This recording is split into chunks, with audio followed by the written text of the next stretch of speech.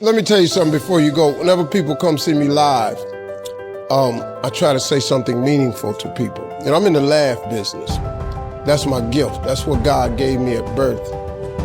Your gift is the thing that you do the absolute best with the least amount of effort. I want to tell you something that can help enrich your life. It's a sure sign from God that He ain't through with you because He wakes you up in the morning. When He's done, you won't wake up no more. But as long as you're waking up, that means He has something for you that He hasn't been able to give to you for whatever the reason. I'm going to help you get to that reason a little bit quicker. I want to tell you something that I learned that changed my life. I was reading a book one time that had a quote in there from Albert Einstein. And Albert Einstein said, "Imagination is everything. It's the preview to life's coming attraction." If you think about that, that's a really, really true statement. Because everything you see in this world came from somebody's imagination. Everything. Somebody was talking on the phone one day, on that wall phone, connected to the cord, and tried to walk and it didn't go no further. And he wanted to just go outside and get something out the car. Somebody said, "You know what? I wish I could take this phone outside." Everybody in here got a cell phone. It was in somebody's imagination. Somebody imagined that. Somebody imagined everything. Somebody got tired of walking. Somebody got tired of driving cars. Somebody said, "We're gonna fly." You're not finna fly. Everybody in here have been on the plane. See, your imagination is the evidence of things not seen. You know why they call it the evidence of things not seen? Your imagination, you the only one can see it. You're the only one can see it. See, so all this stuff you've been imagining was not some hocus pocus. When you imagine stuff, it's actually God showing you a preview of a coming attraction He has for you. That's what your imagination is. Why do you keep imagining yourself with a second home? Because God wants you to have a second home. Why do you keep imagining yourself in a supervisory capacity on another job? Because God really wants you to have that. Why you keep dreaming of opening a business one day? That's because that's what God really got for you. And He put it in your imagination.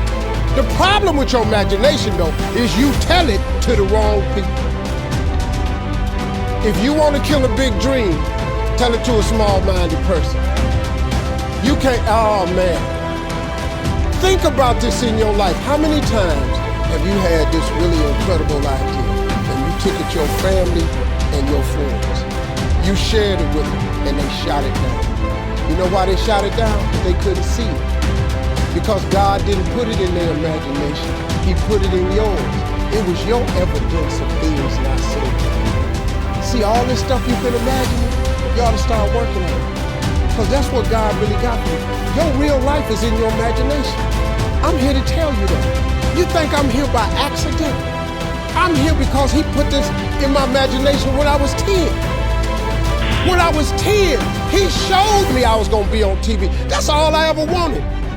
The assignment when I was in the 6th grade was everybody write their name on a piece of paper and write what you want to be. You know what I wrote on my paper? I want to be on TV. Now, the problem I had, though, was I used to suffer with a serious stuttering problem. I couldn't talk outside my house. I stuttered for years. I flunked out of school. I'm on my 3rd marriage. I lost everything I ever owned twice. I've been homeless and lived in a car for 3 years. But at 10, though, I wrote on a piece of paper, I want to be on TV. So the teacher went around the room and read everybody's paper.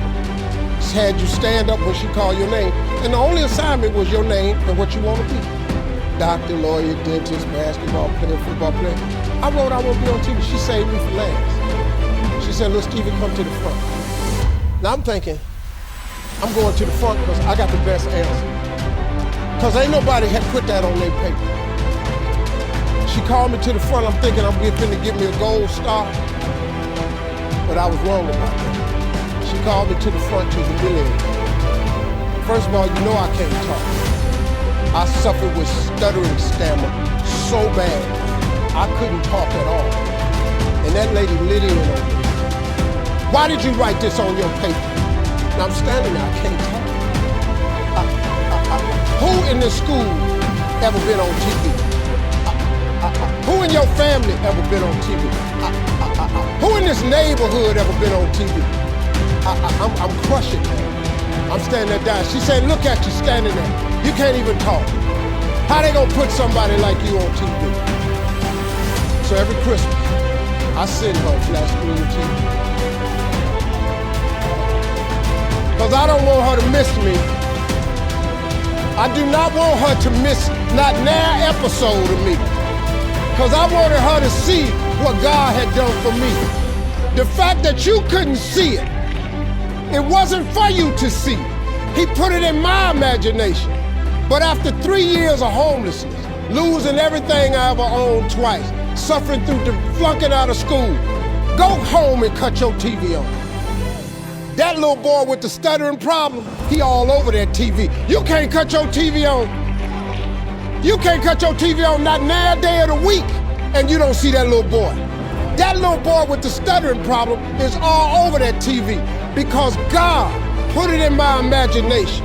All I did was hang on to that thought. I just kept hoping. I just kept hoping that what I had wrote on the paper would come true. A lot of times it wasn't about no faith. I didn't believe it sometimes. When you homeless and living in the car, how you see yourself as a TV star? But I just kept hanging on that. Because my mama was a Sunday school teacher. I kept hearing her say,